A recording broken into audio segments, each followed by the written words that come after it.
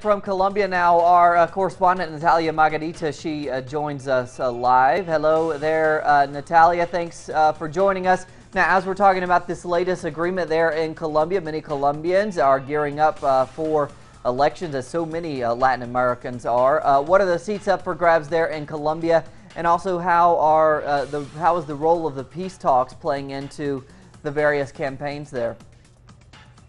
We're talking here about the election of the governors of all the 32 state departments in Colombia, but also we're talking about the election of the local mayors of both the main capitals and cities in Colombia and the municipalities, also the local assemblies, Cody, and the local councils. Now, the peace process, of course, it's playing and has been playing an absolutely central role in these campaigns for the coming local and regional elections.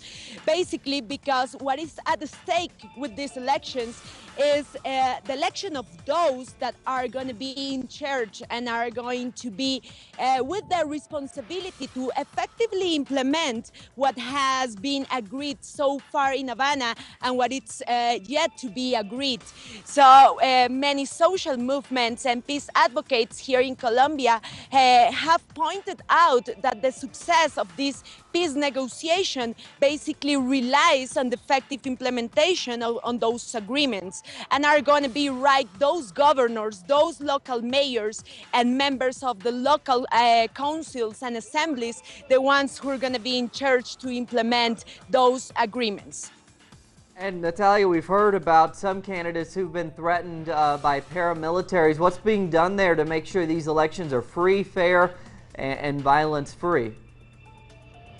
It's a little bit frightening to know how left-wing parties and alternative political movements continue to be threatened in the regions by paramilitary structures. For instance, the Leftist Patriotic Union, who was a product itself of a peace process back in the 80s, now they are struggling hardly in these campaigns due to the increasing threats of paramilitaries. Even members that were candidates for these coming elections have been assassinated in the regions.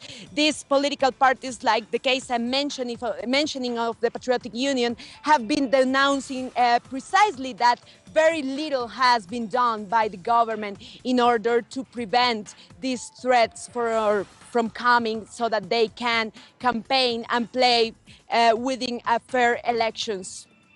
Well, Natalia, we have to leave it there, but we will soon, of course, be checking back with you for some results on those elections. Natalia, thanks so much.